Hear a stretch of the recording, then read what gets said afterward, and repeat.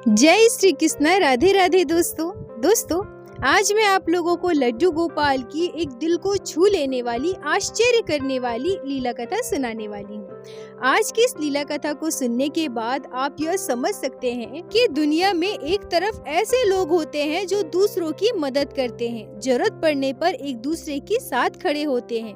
उसके साथ साथ ऐसे भी लोग होते हैं जिनके लिए इंसानियत मर चुकी है। वो परायों की क्या मदद करेंगे जब अपनों के साथ इतना बुरा कर सकते हैं। दोस्तों, आज की यह लीला कथा हमारे साथ शेयर की है कटक में रहने वाली 63 वर्षीय एक वृद्ध महिला ने, जिनका नाम रीता मेहता है। रीता मेहता जी प्रतिदिन हमारे चैनल पर लड्डू गोपाल की लीला कथा सुनती हैं। वैसे उन्हें इंस्टाग्राम चलाना तो नहीं आता। उन्होंने किसी के जरिए हमसे कांटेक्ट की है और मैंने उनसे फोन पर बात की, तब उन्होंने अपने साथ घटी इस घटना को हमारे साथ शेयर किया है। आज की यह लीला कथा सुनकर आप लोगों को एक सीख मिलेगी, तो कृपया वीडियो को पूरा अवश्य देखिएगा। रीता जी कहती हैं कि मैं और मेरे पति दोनों सरकारी स्कूल में शिक्षक थे। मेरा मायका झारखंड में है। शादी से पहले मैं हमेशा अपने पढ़ाई लिखाई में ही व्यस्त रहती थी। मैं कभी पूजा पाठ नहीं करती थी क्योंकि मुझे इन सब के लिए समय ही नहीं मिल पाता था। पर ऐसा नहीं है कि मैं नास्तिक थी। मेरे मन में भी भगवान के प्रति श्रद्धा भक्ति थी। मैं अपनी पढ़ाई के लिए हॉस्टल में रहती थी, पर जब मैं छुट्टियों में अपने घर आती थी तो मम्मी के साथ मंदिर भी जाया करती थी और तीज त्योहार में घर पे पूजा पाठ भी करती थी। उस समय मुझे लड्डू गोपाल के बारे में ज्यादा कुछ पता नहीं था, पर हाँ, मैंने आस पड़ोस में कईयों के घर में लड्डू गोपाल की सेवा होते देखी थी। पर मैंने कभी यह नहीं सोचा था कि मैं भी कभी लड्डू गोपाल की सेवा करूंगी। खैर, समय किसके साथ कब क्या करे कोई नहीं कह सकता है। रीता जी कहती हैं कि मेरी शादी हुई। शादी के बाद जब मैं अपने ससुराल आई तो मेरे ससुराल में सभी पढ़े लिखे और अच्छे पोस्ट में नौकरी करने वाले थे। मैं भी पढ़ी लिखी थी और शादी के कुछ महीनों पहले ही मेरी सरकारी स्कूल में टीचर की नौकरी लगी थी।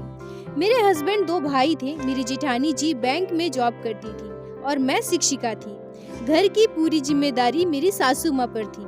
मैं और मेरी जेठानी जी सुबह उठकर जितना काम हो सकता था घर का हम दोनों कर देते थे। उसके बाद हम दोनों अपने अपने काम में चले जाते थे। दिन भर मेरी सासू माँ ही घर का ख्याल रखती थी। मेरी जेठानी जी के 2 बच्चे थे जिसे भी मेरी सासू माँ ही संभालती थी। शादी के बाद मेरी जिंदगी बहुत अच्छे से और खुशहाल तरीके से चल रही थी, पर अचानक से हमारी जिंदगी एक अलग ही राह में चली गई। मेरी सासू माँ की अचानक से तबीयत खराब हो गई और मात्र 1 महीने के अंदर उनकी मृत्यु हो गई। मेरी सासू माँ के जाने के बाद हमारी जिंदगी बिल्कुल ही बदल गई। मेरे ससुर जी रिटायर्ड हो चुके थे। वो तो घर पे ही रहते थे। मैं, मेरे हस्बैंड, मेरे जेठ जी, जेठानी जी सभी नौकरी करते थे। सभी को अपने अपने काम में जाना आना होता था, इसलिए अब घर के काम काज को लेकर मनमुटाव होने लगा। मैं और मेरी जेठानी जी के बीच अक्सर कहासुनी होने लगी। जो घर पहले खुशहाली से चलता था, आज उसमें दरार आने लगी। लड़ाई झगड़े बढ़ने लगे। क्योंकि मेरे ससुर जी थे, इसलिए लड़ाई झगड़े मनमुटाव के बाद भी हम लोग साथ थे। मेरी सासू माँ के मृत्यु के 3 वर्ष के बाद मेरे ससुर जी की भी मृत्यु हो गई। मेरे ससुर जी के जाने के बाद हमारे घर में कलेश और बढ़ गया।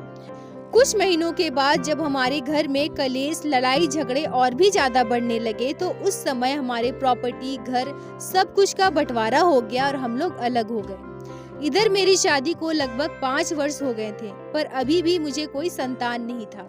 नाते, रिश्तेदार और आस पड़ोस के लोग मुझे ताना देते थे। यहाँ तक कि मेरी जेठानी जी भी मुझे इस बात का ताना देने का मौका नहीं छोड़ती थी। जब हम कभी तीज त्योहार पे मिलते थे तो वह मुझे इस बात का एहसास जरूर कराती थी कि उनके 2 संतान हैं और मुझे एक भी नहीं। मुझे दुख तो बहुत होता था, पर जब मैं स्कूल में पढ़ाने जाती थी और वहाँ सैकड़ों बच्चों की संख्या देखती थी तो मेरे मन में प्रसन्नता आ जाती थी। मैं सोचती थी कि अगर भगवान ने चाहा तो मुझे भी संतान होगी, और शायद मेरी किस्मत में संतान सुख है ही नहीं।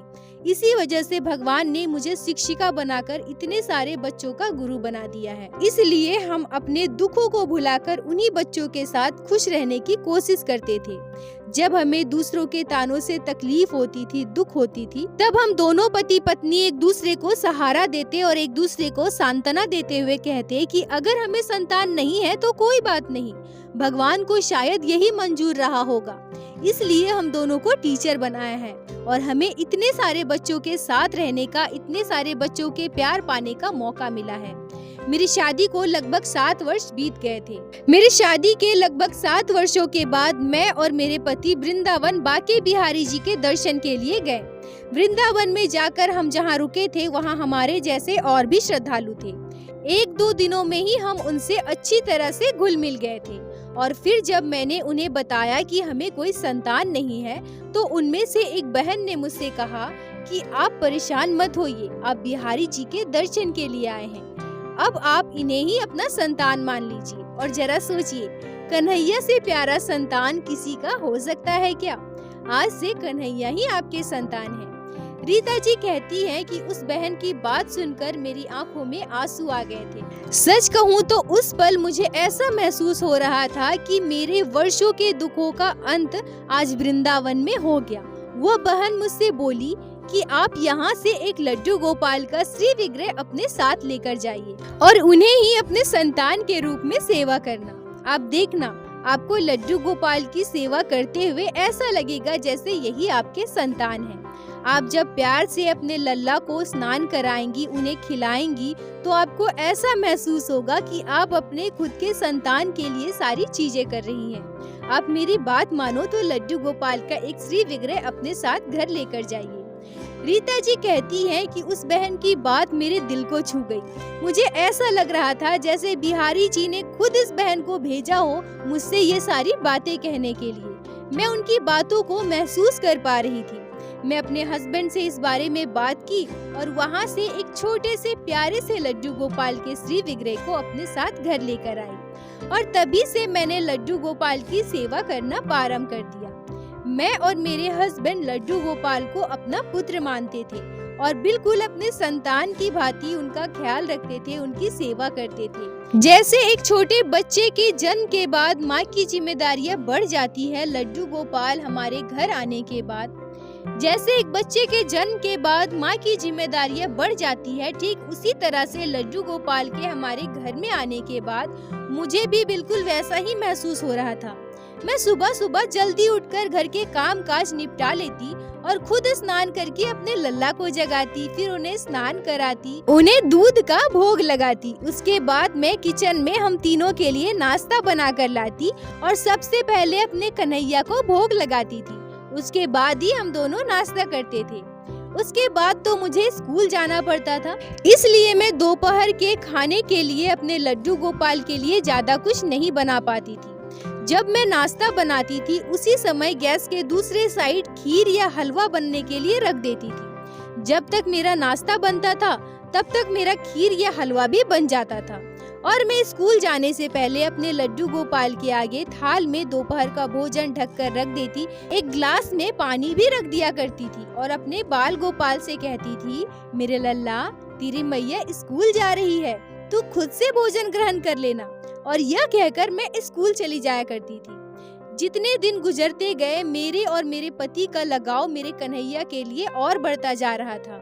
जिस दिन हमारी स्कूल की छुट्टी रहती थी हम दोनों दिन भर लड्डू गोपाल के साथ ही खेलते थे। जैसे एक माता पिता हमेशा अपने बच्चों के लिए सोचते हैं कि उन्हें क्या खिलाना है, उन्हें क्या पहनाना है, हमारे लिए लड्डू गोपाल भी हमारे बच्चे हो गए थे। हम हमेशा यही सोचते थे कि आज मेरे कन्हैया को क्या खिलाएं, आज उन्हें क्या भोग लगाएं। कन्हैया के लिए कौन सा पोशाक खरीदना है, उनके लिए कौन सी ज्वेलरी खरीदनी है, कौन सा मुकुट खरीदना है, हम दोनों हमेशा यही सोचते थे। जब हमारे नाते रिश्तेदार और मेरी जेठानी जी को इस बात का पता चला कि हमारे घर लड्डू गोपाल की सेवा होती है और हम दोनों पति पत्नी लड्डू गोपाल को अपना पुत्र के रूप में मान चुके हैं, तो सबने हमारा मजाक बनाना शुरू कर दिया। हमें इसके लिए कई बार हंसी मजाक भी सहना पड़ा है।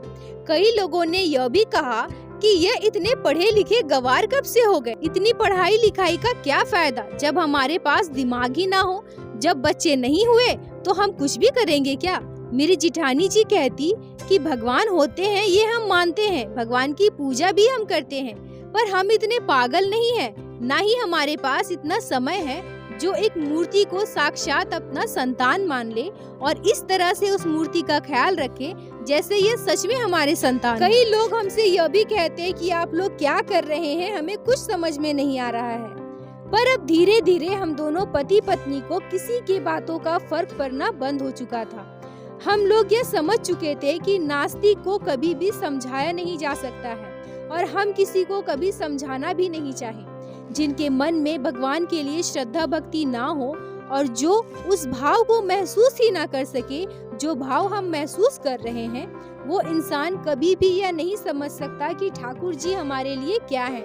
इनका हमारे जीवन में आने के बाद हमारे जीवन में कितना परिवर्तन आया है, हम कितने खुश हैं, यह कोई और नहीं समझ सकता है। इसलिए हमने लोगों की बातों पर ध्यान देना ही बंद कर दिया था। ऐसे ही समय बीतने लगे।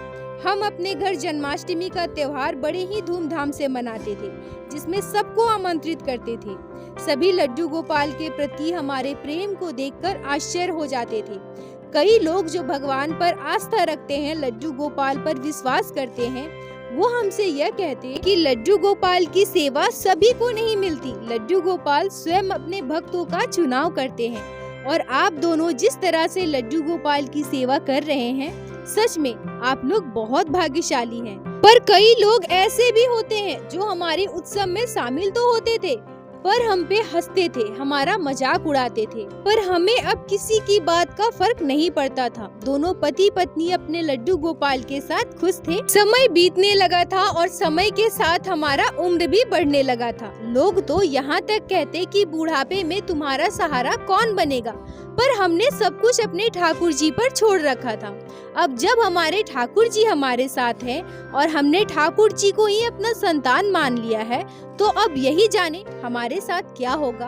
पर वो कहते हैं ना, बुढ़ापा जब आता है तो अपने साथ कई बीमारियों को लेकर आता है। मेरे हस्बैंड रिटायर हो गए थे और मेरी नौकरी अभी भी 3 साल बची हुई थी। रिटायरमेंट के बाद मेरे हस्बैंड घर पे ही रहने लगे और उन्हें हमारे लड्डू गोपाल के साथ समय बिताने का ज्यादा मौका मिलने लगा और वह इस बात से प्रसन्न भी थे। अगले 3 वर्षों के बाद मैं भी रिटायर हो गई। अब हम दोनों पति पत्नी यह बात करते कि हमने अपने अपने कर्म तो पूरे कर लिए हैं, अब हमारे लिए बस ठाकुर जी हैं, इनके चरणों में ही रहेंगे। हम दोनों पति पत्नी अब घर पे रहते और अपने लड्डू गोपाल की सेवा करते, अपनी हर एक ख्वाहिश अपने लल्ला के साथ ही पूरा करते। एक बार हम लोगों ने यह प्लान बनाया कि हमें वृंदावन बाके बिहारी जी के दर्शन के लिए जाना चाहिए। बस हम दोनों पति पत्नी अपने लड्डू गोपाल के साथ निकल गए वृंदावन बाके बिहारी जी के दर्शन के लिए। वृंदावन पहुंचकर हमने बहुत अच्छे से दर्शन किया, अपने लड्डू गोपाल को भी दर्शन कराए और फिर खुशी खुशी वहां से घर वापस आ गए।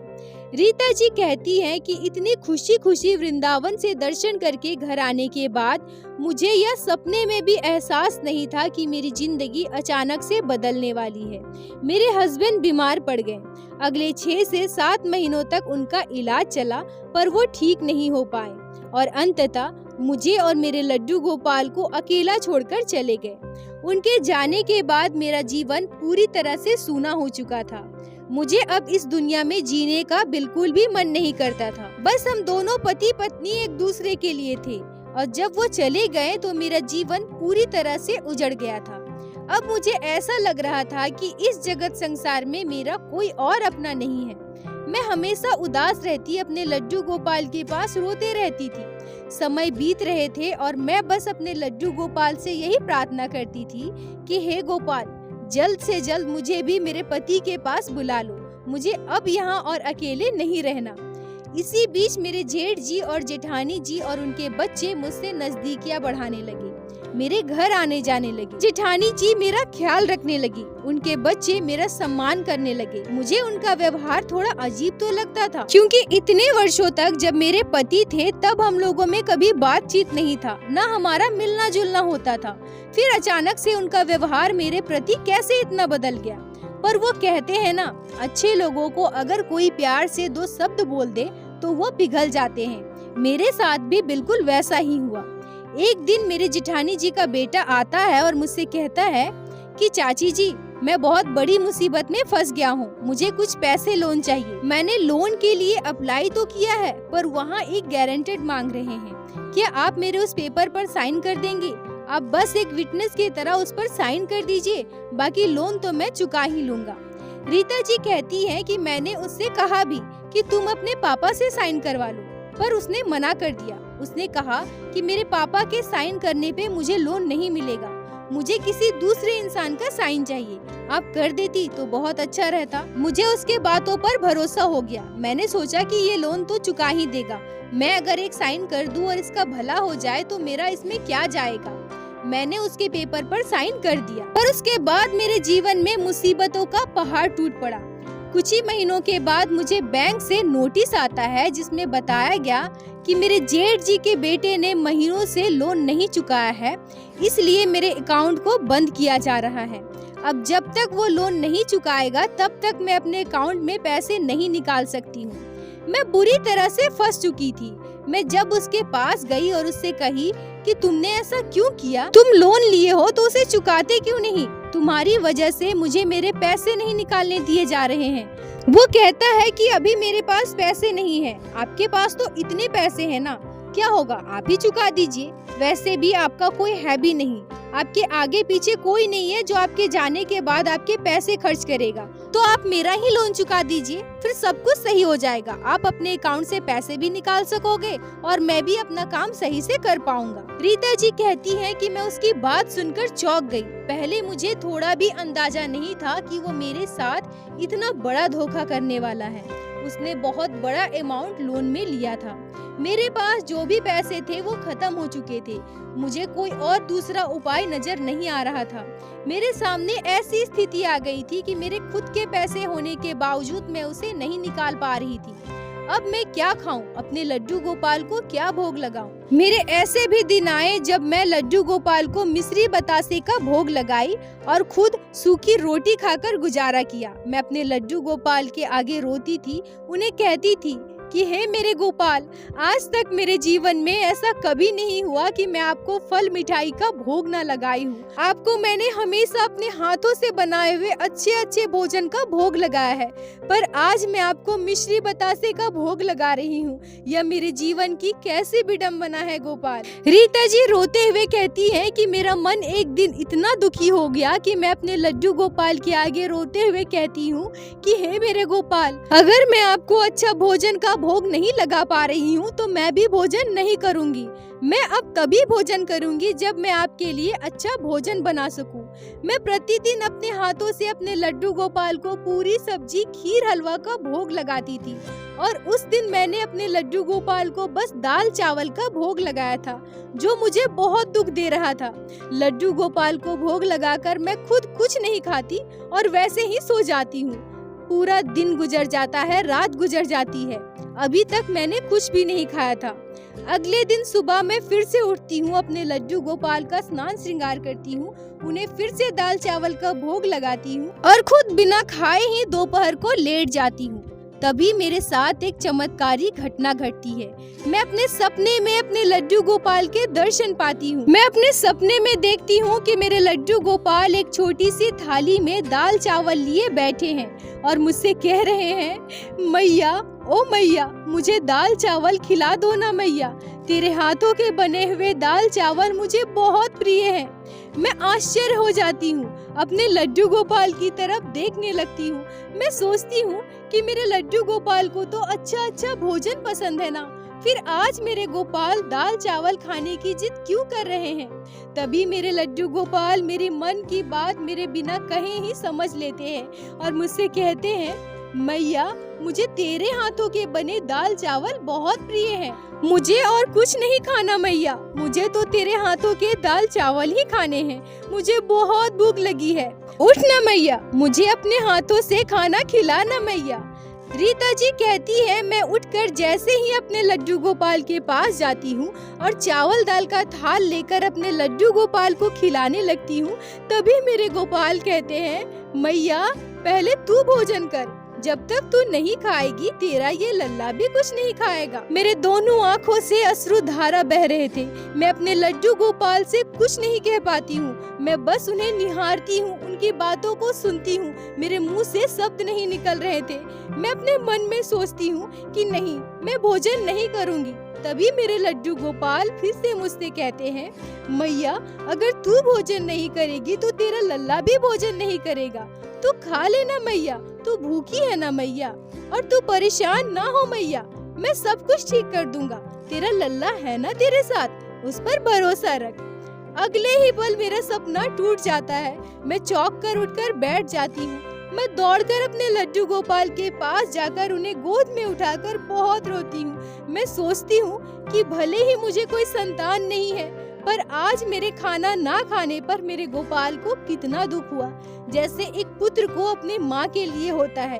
तभी मेरे लड्डू गोपाल मेरे सपने में आए और मुझसे खाना खाने की जिद करने लगे। पर मेरे गोपाल ने ऐसा क्यों कहा कि मैया तू नहीं खाएगी तो मैं भी नहीं खाऊंगा?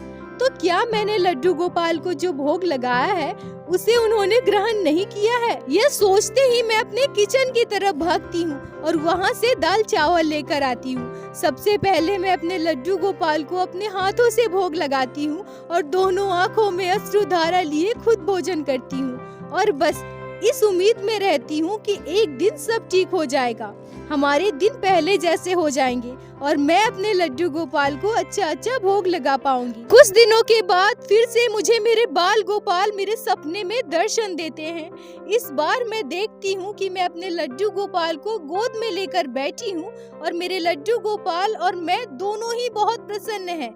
मैं उन्हें फल और मिठाई और तरह तरह के पकवान का भोग लगा रही हूँ और उसी दिन आश्चर्यजनक तरीके से मेरे बैंक वाले केस से मुझे छुटकारा मिलता है। अब मैं अपने पैसे बैंक से निकाल सकती थी। उस दिन मैंने राहत की सांस ली। मुझे अपने लड्डू गोपाल का इशारा समझ आ गया था।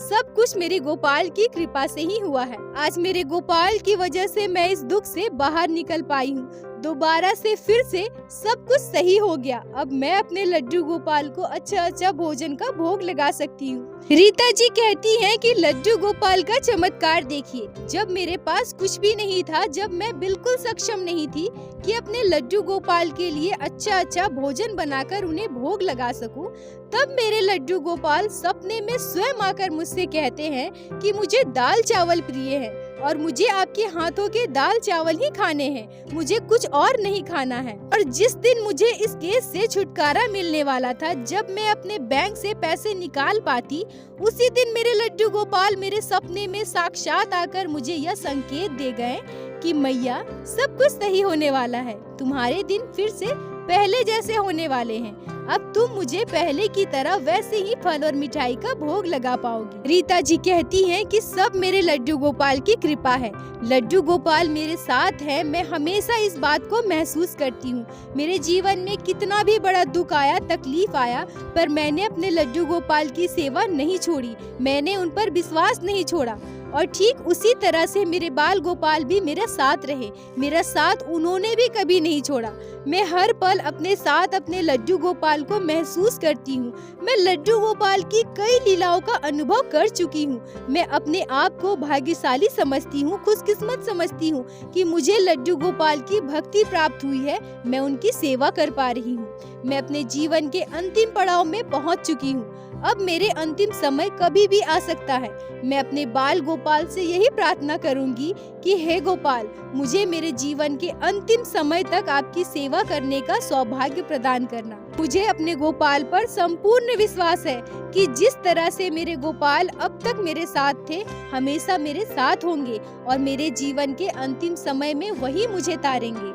रीता जी, आपका बहुत बहुत धन्यवाद जो आपने अपने जीवन काल में महसूस किए लड्डू गोपाल की इस अद्भुत चमत्कार को हमारे साथ शेयर की, जिसको मैं हमारे चैनल के माध्यम से बाकी सारे भक्तों तक पहुंचा सकी।